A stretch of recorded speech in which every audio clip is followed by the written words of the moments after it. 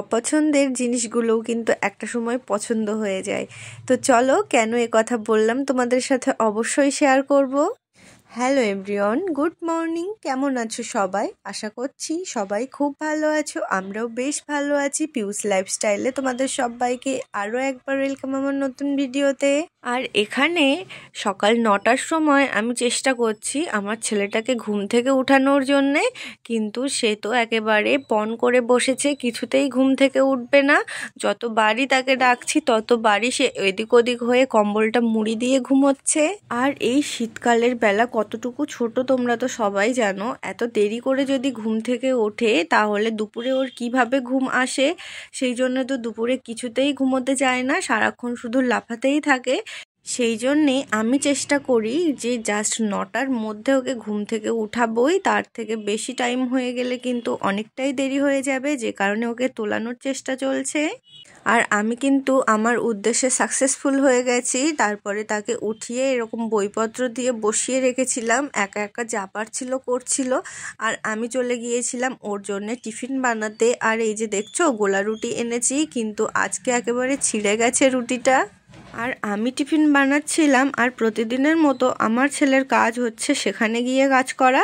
আর কাজ করার থেকে বেশি তো সে অকাজি করে থাকে। ওখানে জল থাকে, সেই জলগুলো ওকে ঘাঁটতে দিতে হবে। তো আমি জল ঘাঁটতে দিইনি ওই সকাল সকালে, যে কারণে তার রাগ হয়েছে, বিছানাতে এসে উল্টে শুয়ে আছে। তারপরে আমি টিফিনটা এনে তাকে খাইয়ে দিচ্ছি, সে কিছুতেই খাবে না, আমার হাতটা বারবারই ঠেলে ঠেলে ফেলে দিচ্ছে, সেটা তোমরা খুব ভালোভাবে দেখতে পাচ্ছ। যাই হোক, তাকে কিন্তু অনেকখানি মানানোর পর সে খেয়ে নিয়েছে।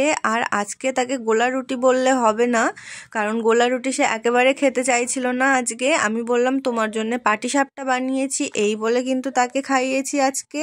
আর তারপরে চলে আসলাম রান্নার দিকে। আর এখানে আমি অল্প একটুখানি আলু ভেজে নিচ্ছিলাম, কারণ উচ্ছে ভাজা করেছিলাম, তো উচ্ছে ভাজাটা একটু বেশি যেন লবণ হয়ে গিয়েছিল, যে কারণে আমি একটা আলু কেটে সেটাকে আবারও ভাজা করে নিয়েছিলাম, যে কারণে লবণটা ব্যালেন্স হয়ে গিয়েছিল। তারপর তো আমার খুব খিদে পেয়ে গিয়েছিল, যে কারণে এরকম মুড়ির মোয়া খেয়ে নিয়েছিলাম। তারপরে কিন্তু একেবারে চলে আসলাম দুপুরের লাঞ্চ নিয়ে। তো এখানে কিন্তু আমি নিয়ে নিয়েছি একটুখানি ছিলকাওয়ালা ডাল, সেই সাথে করেছিলাম কিন্তু বেগুন ভাজা, আর ওই যে উচ্ছে আলু ভাজা। উচ্ছের পরিমাণটা কম, আলুর পরিমাণটা বেশি, কেন সেটা তো তোমরা বুঝেই গেছো।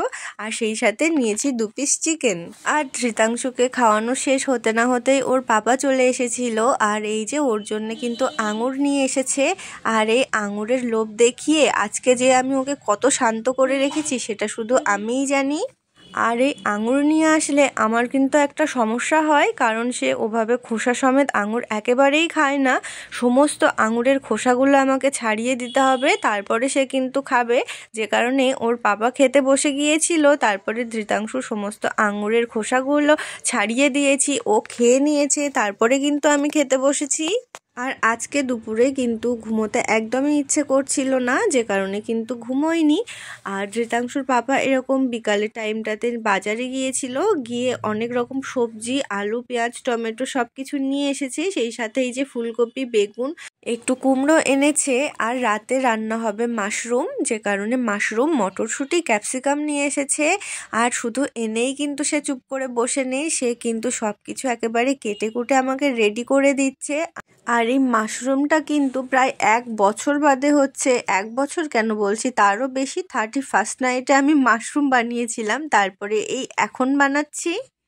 আর তার বন্ধুর বাড়ি থেকে কিন্তু এরকম খাবার পাঠানো হয়েছে, কারণ সে সিঙ্গেল মেম্বার, তার জন্য পাঠিয়েছিল, যে কারণে সেও আমার বরকে পাঠিয়েছে কিছু। আর এই যে ধৃতাংশুর পাপা কিন্তু ধৃতাংশুর জন্য একটা শ্যাম্পু এনেছে।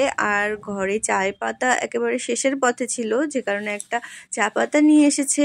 আর এই মাশরুমটা কিন্তু আমি একেবারেই পছন্দ করতাম না, কিন্তু যখন থেকে বাইরে থাকছি ওর পাপার সাথে, তখন থেকে কিন্তু ও আমাকে বলে বলে কিন্তু খাওয়ানোটা শিখিয়েছে। তো আমি যখন প্রথম খেলাম তখন বেশ ভালোই লাগলো। তারপর থেকে খাওয়া শুরু করলাম, কিন্তু খুবই কম, হয়তো 1 থেকে 2 বার বছরে, তার বেশি কিন্তু খাই না। তো যাই হোক, আজকে কিন্তু সেই 1 বছর পর আবার নিয়ে এসেছে, তো আমি রান্না করতে বসে গেলাম। তো আমি মাশরুম আর ক্যাপসিকাম আর মটরশুঁটিগুলোকে একটুখানি হালকা গরম জলে ধুয়ের মতো করে নিলাম, সেই সঙ্গে আলুটা আলাদা করে এখানে ভেজে নিয়েছি। আর আলুটা ভেজে নেওয়ার পরে কিন্তু আমি সমস্ত সবজিগুলোকে আরও একবার করে ভেজে নিচ্ছিলাম। আর এটা কিন্তু একেবারে শুকনো শুকনো করে ভাজা যাবে না, কারণ মাশরুম থেকে হালকা জল বার হতে থাকে, যে কারণে হালকা মতো করে একটু ভেজেই তুলে নিয়েছিলাম। তারপরে কড়াইয়ে তেল গরম হয়ে গেলে গোটা গরম মশলা, তেজপাতা, শুকনো লঙ্কা, গোটা জিরে দিয়েছি। সেখান থেকে একটু হালকা স্মেল বার হলে আমি পেঁয়াজ, রসুন, আদা, কাঁচা লঙ্কা, টমেটোটা এখানে কড়াইয়ের ভিতরে দিয়ে অল্প একটু লবণ দিয়ে নেড়ে চেড়ে ভালো করে কষিয়ে নিচ্ছিলাম। আর এই যে এই বাটিটার ভিতরে কিন্তু আমি সমস্ত সবজিগুলো রেখে দিয়েছি। আর আমার মশলাটাও ভালোভাবে কষানো হয়ে গেলে আমি ওর ভিতরে কিন্তু অল্প একটু জল অ্যাড করে দেব, আর জল দিয়ে সমস্ত গুঁড়ো মশলাগুলো দিয়ে দেব। আর এই পর্যায়ে এসে দেখো মশলাটা আমার কিন্তু খুব সুন্দরভাবে কষানো হয়ে গেছে, আর কি সুন্দর তেল ছেড়ে দিয়েছে। এবারে এর ভিতরে কিন্তু ভেজে রাখা সমস্ত সবজিগুলো আমি অ্যাড করে দেব। তো এই পর্যায়ে কিন্তু আমার ভালোভাবে কষানো কমপ্লিট হয়ে গেছে। তারপরে কিন্তু আমি এর মধ্যে অ্যাড করে দেব জল। আর এই জলটা ভালোভাবে ফুটে উঠলে শেষ পর্যায়ে আমি একটুখানি কাসৌরি মেথি দিয়েছি, সেই সাথে গরম মশলা গুঁড়ো দিয়ে রান্নাটা আমার এখানে রেডি হয়ে গেছে। তো আগে কিন্তু আমি এটা মোটেই খেতাম না, কিন্তু এখন তো বেশ ভালো লাগে। তো আমার মতো কে কে এরকম মাশরুমের পাল্লাতে পড়েছো আমাকে একটু জানিও, যে প্রথম পছন্দ হতো না কিন্তু এখন খেতে বেশ ভালো লাগে। তো আমি যেভাবে বানাই সেটা কিন্তু তোমাদের সাথে শেয়ার করলাম। তোমাদের কেমন লাগলো তোমরা অবশ্যই কমেন্ট করে জানিও। রান্নাটাতে ঝোল চাপিয়ে কিন্তু আমি আটাটাও মেখে নিয়েছিলাম, যে কারণে সবজিটা হয়ে যাওয়ার সাথে সাথে আমি রুটিগুলো সব বেলে নিয়েছি, তারপরে ভেজেও নিয়ে আমার রুটিটাও রেডি হয়ে গেছে। তারপরে কিন্তু চলে আসলাম এখানে খাবার খেতে। আর একটু অন্য ধরনের খাবার হলে, নতুনত্ব খাবার আমার ছেলেও বেশ পছন্দ করে, আর ওর বাবারও একটা পছন্দের সবজি হয়েছে আজকে অনেক দিন বাদে। একরকমই রান্না তো হয়ে থাকে বাড়িতে, যে কারণে আজকে একটু স্বাদ বদল হলো।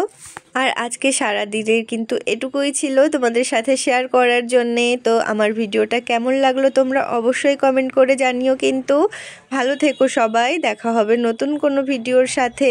ততক্ষণ সবাই ভালো থেকো, সুস্থ থেকো, সাবধানে থেকো। Bye bye.